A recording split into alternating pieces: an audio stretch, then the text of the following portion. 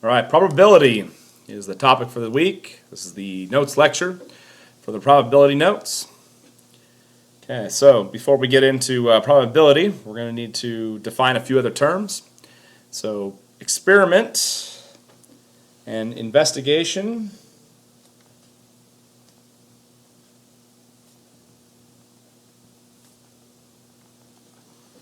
Or procedure that has varying results, which means that the results can be different, right? That's what it means for the word to be able to vary. So experiment, something you're probably familiar with. You've probably talked about it in science. Probably have done some experiments in science. And those experiments, they can have outcomes. And so the outcomes are the possible results of an experiment. And then there's what we call favorable outcomes. And so favorable outcomes is an outcome of a desired specific event. So if there's a certain outcome that we want to test for, we want to check for, that we're going to call that a favorable outcome then, because that's something that we want to see happen. So for an example, using those three terms in an example here, rolling a number cube or a die, it's the single version of dice, right? So not like die as in like an end life, but die as in one of these things. Cube that's got dots on it. Right? Okay. So we roll one of those. What are the chances of getting an odd number, right? Or that we do roll and get an odd number. So the experiment is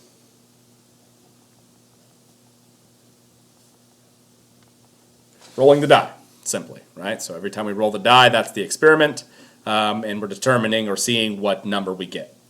As a possible outcome, we have numbers 1, 2, 3, 4, 5, and 6, right? Are the possible outcomes that we could end up with that when we roll that.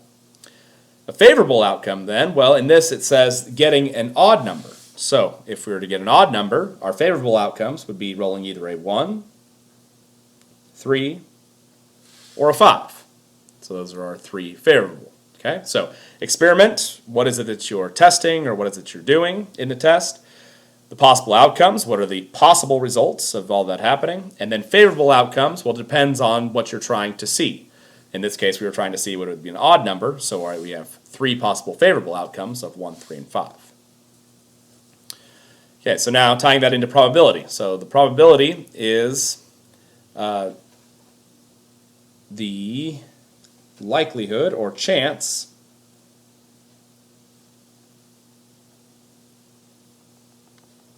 so either chance or the word likelihood that a favorable outcome will occur during an event. So probabilities can be given as fractions, decimals, or percentages, percents. Decimals and fractions, when you determine a probability, if you're getting either a decimal or a fraction, it's going to range between 0 and 1, where the percentages can range between 0 and 100%. But remember, converting decimals or fractions into percentages, a decimal between 0 and 1 is going to be between 0 and 100% then. This chart then shows the values, how they correspond to the likelihood of the event occurring. So the likelihoods are on the top, so ranging from impossible, if you were to get a 0, up to certain, being that it's a 1. And then in between, we have things like unlikely, equally likely to happen or not to happen, and then likely.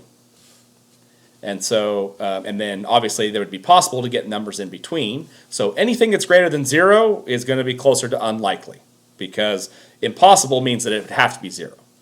So we can also use other adjectives to talk about it in here. So like if you were to have a number that was kind of in this range, we could throw in the word very unlikely there. Or in here, maybe it could be somewhat unlikely in that range of things. Here, again, right at the middle, so that would be equally likely to happen. And then in this range, again, you could, again, on this side of things, use the word like somewhat, likely, and then up here, very likely, and then certain, again, is reserved for if it's definitely going to happen. So it's a 1 out of 1 chance that it would definitely happen. Okay, so that's kind of our scale for when we get probability. We'll talk about in a minute how to calculate that. But the idea of the probability of something, again, it's the chance or the likelihood that a favorable outcome is going to happen. When we get it, we represent it as ratios, so it's a fraction, decimal, or percent. It ranges between 0 and 1, or 0 to 100 if it's talking about the percentage that we're given. And you can see those numbers down here and how they relate to each other. Okay, column questions over here. So number 1, name an example of an event that is certain to happen and an event that is impossible. If we go back to thinking about like our dice. So if we roll a dice, so rolling a number between or rolling a number 1 through 6 is certain to happen.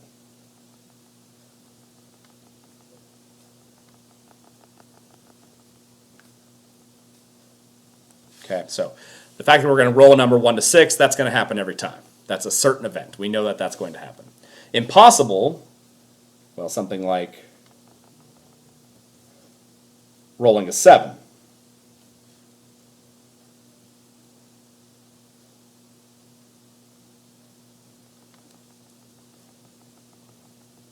Okay, so if we try to roll a dice and it doesn't have a 7 on it, then that's going to be an impossible event. Okay. Okay, so finding the probability of an event. So to find probability, the probability of an event can be determined by finding the ratio, which again, when we hear the word ratio, we want to think fraction, right, is the word that goes along with that, of the number of favorable outcomes to the number of possible outcomes. And so written as, so notice here it's P and then in parentheses we put event. So we kind of try to summarize what the event is that we're trying to see happen. So the event is like the favorable outcome that we're wanting to see. So the probability that some event is going to occur is equal to the number of favorable outcomes that are possible for that event to occur, divided by the number of possible outcomes. So in examples here, what is the probability of rolling an odd number on a die? Well, the number of favorable outcomes, as we showed, we could have 1, 3, or 5, when we talked about that earlier, are all odd numbers. So there are 3 of them. There are 3 favorable outcomes. The number of possible outcomes, well, we could roll a 1 through 6. So 6 possible outcomes. The probability of the event occurring, well, that would be P, and then in this case, the event is that it's going to be an odd number. So P odd number is equal to the number of favorable, which is 3, over the number of possible, which is 6, and so we get 3/6, or that would also reduce down to or be equal to 1/2. So remember, when we're going to look at that chart, it's always either a fraction, a decimal, or percent. So this would also be equal to 0.5, or if you were converted to a percentage, 50%. You don't have to do the conversions. Any one of those options is fine. But if we go back and we look at the chart that we had on the last page, 50% we said was right in the middle. It's equally likely to happen or to not happen, right? So the likelihood is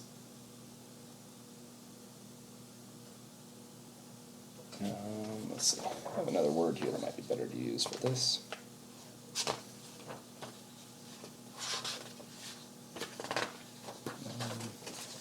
Nothing else. All right. We're just going to stick with equally likely.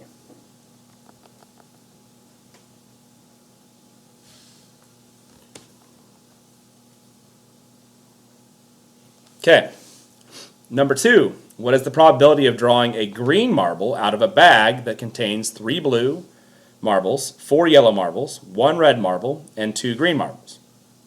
So again, what we want to be our favorable outcome is drawing a green marble then, and it shows here that there are 2 of those. So I have 2 favorable outcomes. The number of possible outcomes, well, I've got 3, 4, 5, 6, 7, 8, 9, 10 total marbles. that I'm going to be pulling from. So the number of possible outcomes would be one of those 10 marbles. So there's 10 possible outcomes.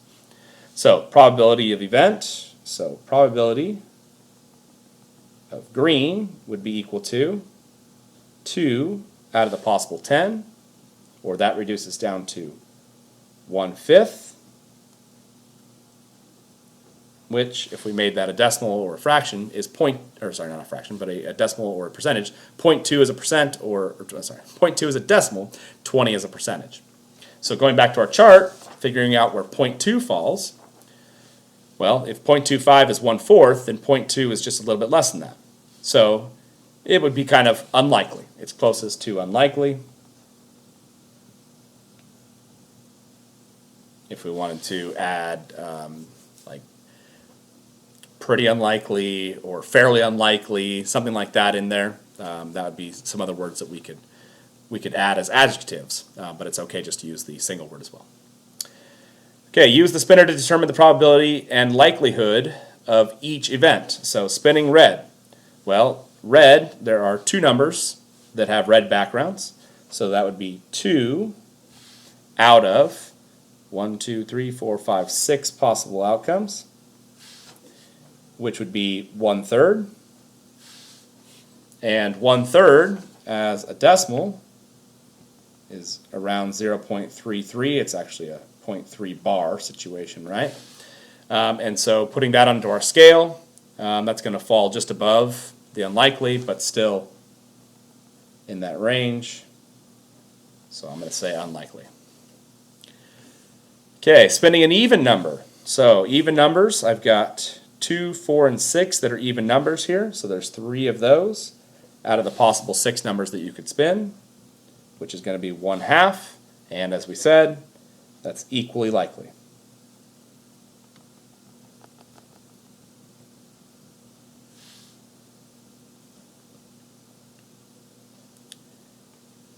Okay, number 5, spinning a 7. Well, that's 0 out of the possible 6. And so we would call that, or that would be equal to 0 then, which makes that impossible. Spinning a number greater than 1. Well, numbers greater than 1, 2, 3, 4, 5, and 6 are all greater than 1, so there's 5 of those numbers out of the possible 6. And 5 out of 6, again, if you're not sure what the decimal equivalent is of these, you can take on a calculator and just divide numerator by denominator, and it's going to give you a decimal. So that would be 0.83 and then bar over the 3 if we wanted to, or we could just round it. The fact that it's 0.8 though, again on our scale, here's 0.75, so it's going to be just a little bit more than that. So it's either likely, or you could throw another adjective in there and call it very likely. So again, the probability that I'm determining, that's my percentage here. The likelihood, right, is the word that I'm associating with that.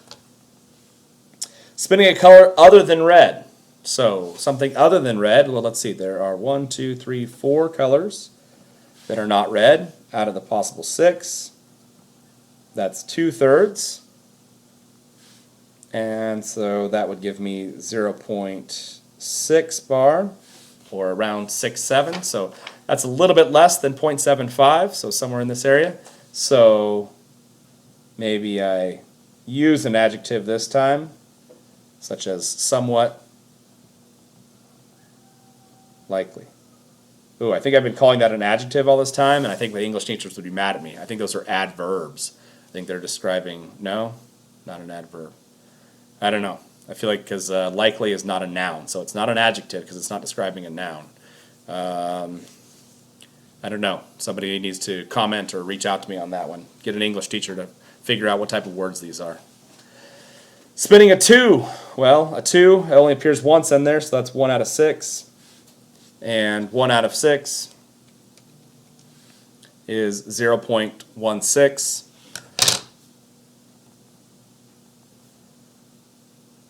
Okay, which makes this very unlikely. Okay.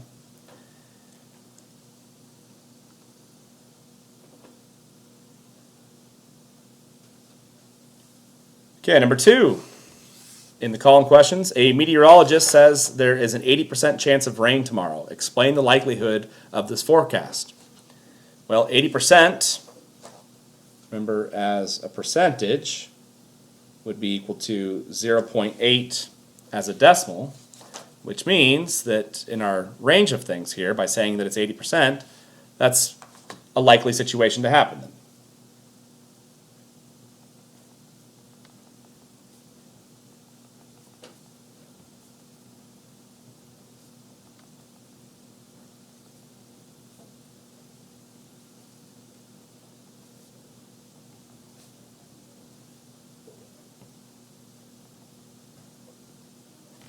Okay, so again, meteorologists use percentages for rain to happen, and obviously we know that's the likelihood that that the rain is going to be happening. But just kind of putting that into the context of what we're doing here with probability, that's what they're doing as well. They're figuring out probability that it's going to be rain.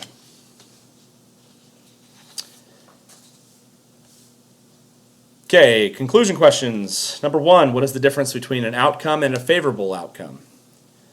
So outcome, if we go back to our definitions, our outcome is the possible results, whereas favorable outcome is a desired result.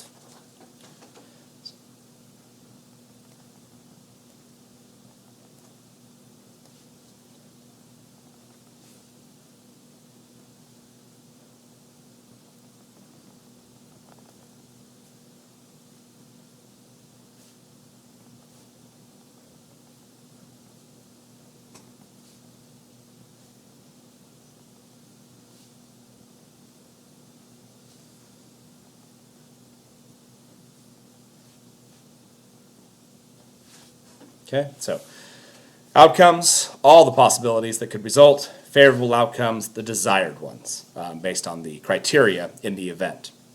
Number 2, is it possible for an event to have a probability of 1.25? Explain. Well, the answer here would be no, because we know our range has to be between 0 and 1. But the reason for that is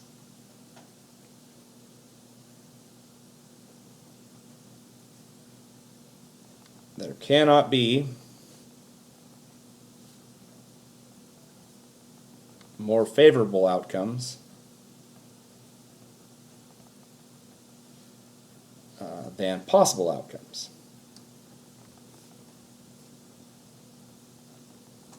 If every outcome was a favorable outcome, then that means the favorable outcomes would be equal to the possible outcomes, which means it would be 1-to-1, which is going to be 100%, but 1.25 means that there's more of a chance than that happening than is possible. So that's why our numbers have to be between 0 and 1. So number 3 says the probability of drawing the short straw from a group of 100 straws is 3 out of 20, or 3 over 20 as a ratio, or 3 to 20. How many total short straws are there in the group? Well, if the probability is 3 out of 20, that's 3 short for every 20 possible. Then what we can say is if there's 100 possible, then X number of them are short.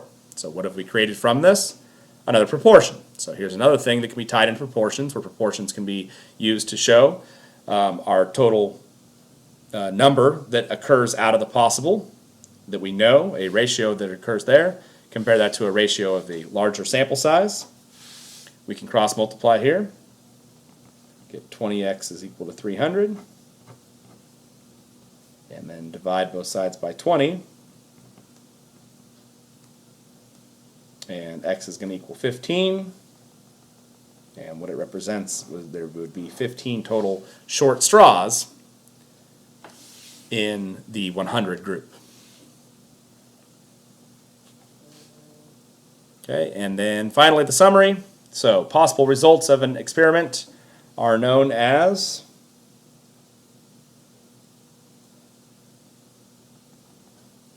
outcomes. A specific desired event is called a favorable outcome. The ratio of the number of favorable outcomes to the total number of outcomes is called the probability.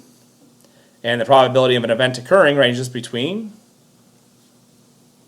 0 and 1. Unless it were to be percentages, then it's between 0 and 100%, which translates to a likelihood range from impossible up to certain, with it being equally likely if it's 0.5 or 50% right in the middle. Okay, so that's the notes on probability. There are 3 worksheets that go with this set of notes, so go find those. Those are practice problems to help you practice with this more before we get to the quiz. So complete some of the problems in those worksheets. If you have questions, reach out to me via email, Hangouts. I do a live Google Meet every Wednesday, 10 to 11. So be part of that. If you want to come and ask questions there, I can show you my screen just like I am now and be able to go over those questions.